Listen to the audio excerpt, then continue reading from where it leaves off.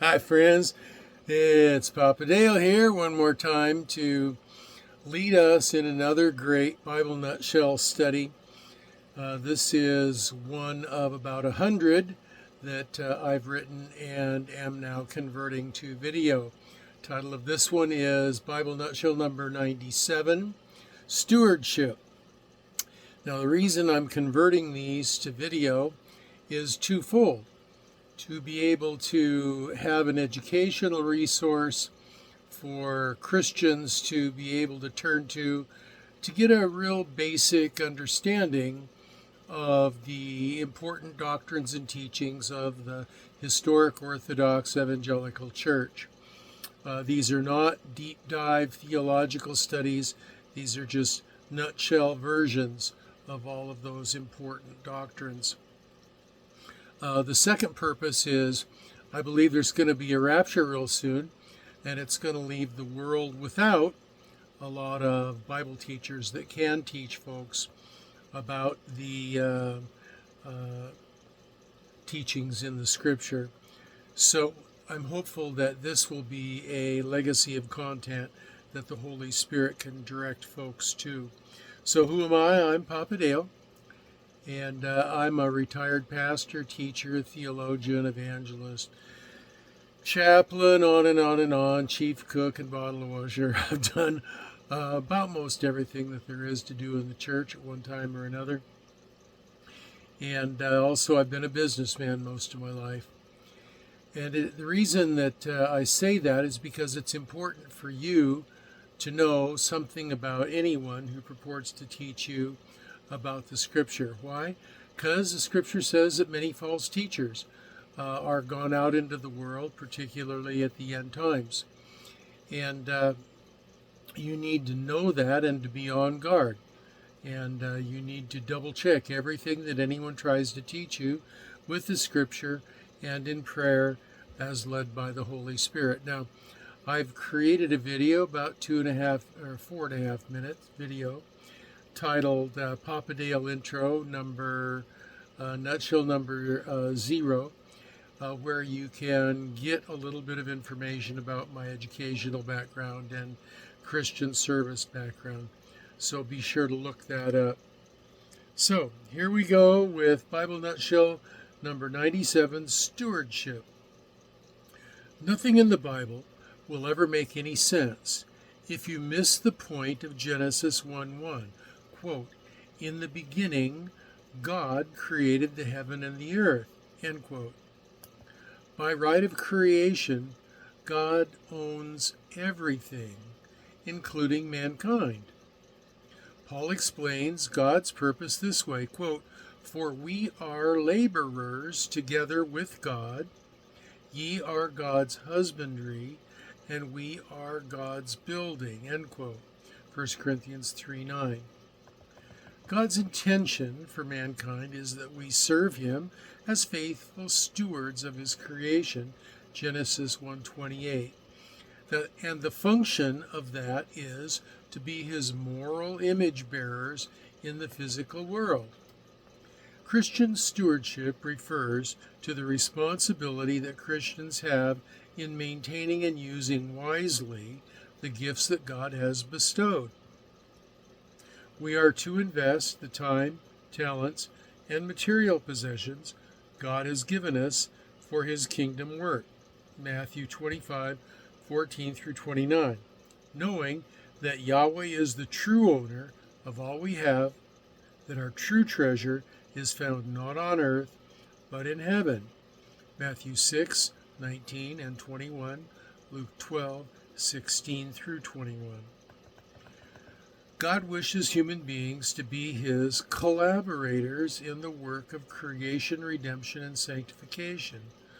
Motivated by God's generosity to us, made most clear in the gospel, we are to give God the best of what we have, Proverbs 3:9, regularly, 1 Corinthians 16:2, sacrificially, Matthew 12:41 through 44, humbly, Matthew 6:1 through 4, and cheerfully, 2 Corinthians 9:6 through 7, praying that God may be glorified in our stewardship of His provisions.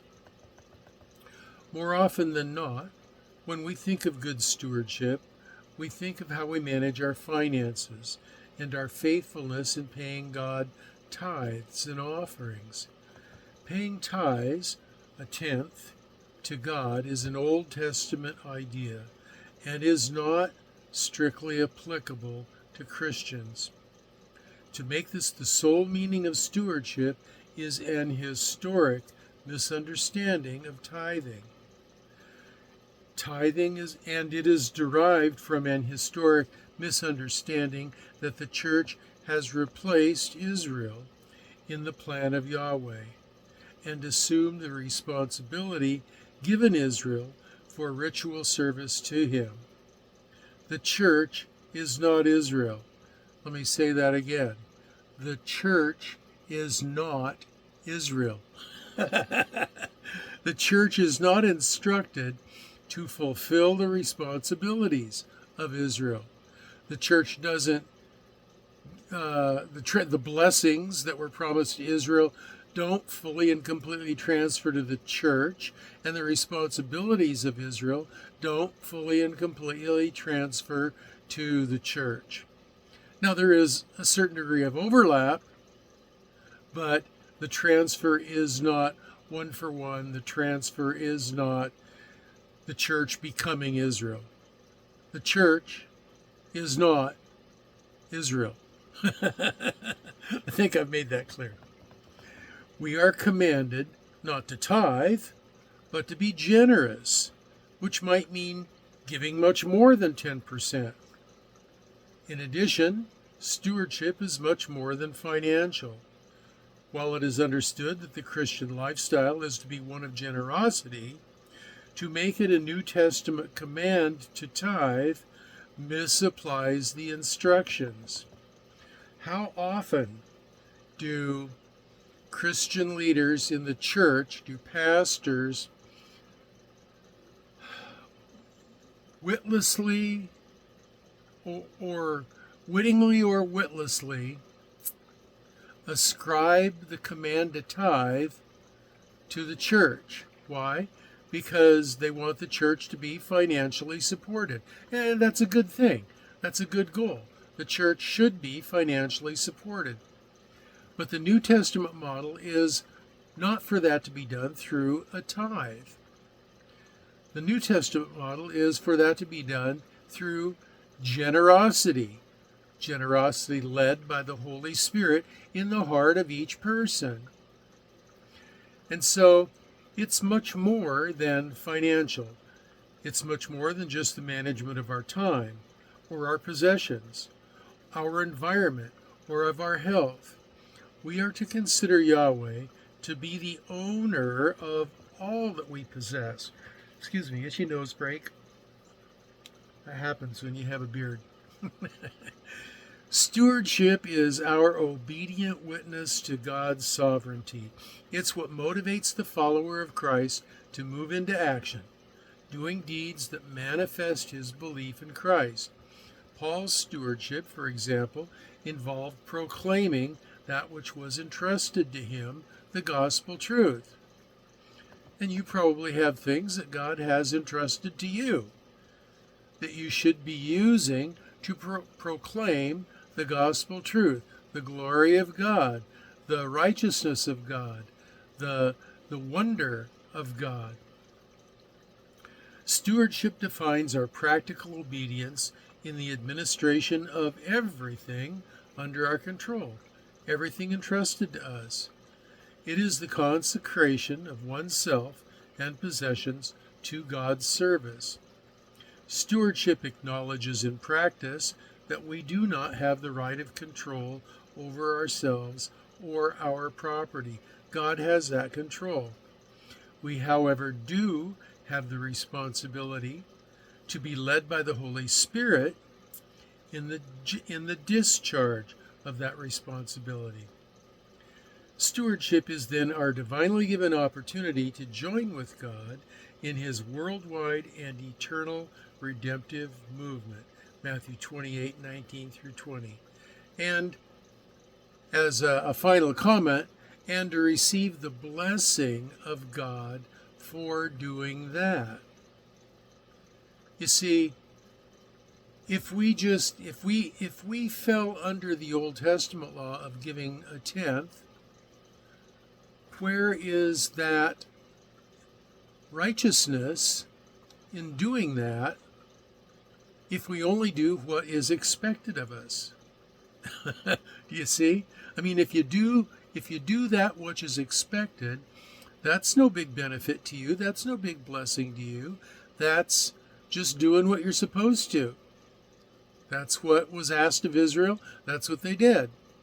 But if God says be generous, and you're led by the Holy Spirit to be generous in a way that God wants you to be, then you are cooperating with Him on a whole different level, and you can expect a whole different blessing. Now, that doesn't mean that like some preachers say, that you can't outgive God. The more you give, the more you're going to get of riches in this life, in this world. No.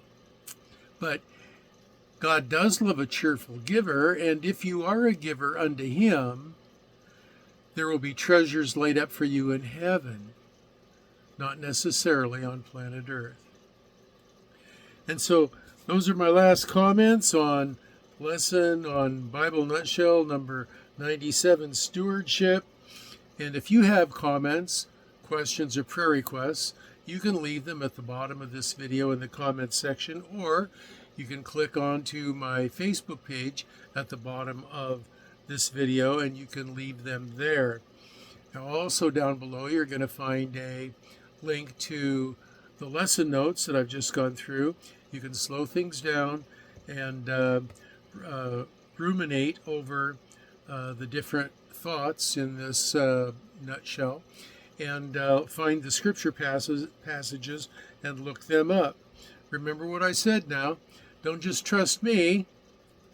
You need to research the scriptures for yourselves. Be a Acts chapter 17 Berean and search the scriptures for yourselves.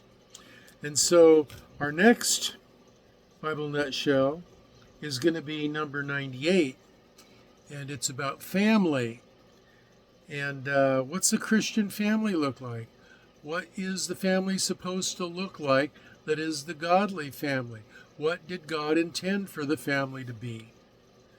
Those are all questions that we talk about in the next nutshell, nutshell number 98, family. So, until I see you on the next video, this is your old pal, Papa Dale, signing off and saying, I'm going to pray for you that you will be well and be blessed.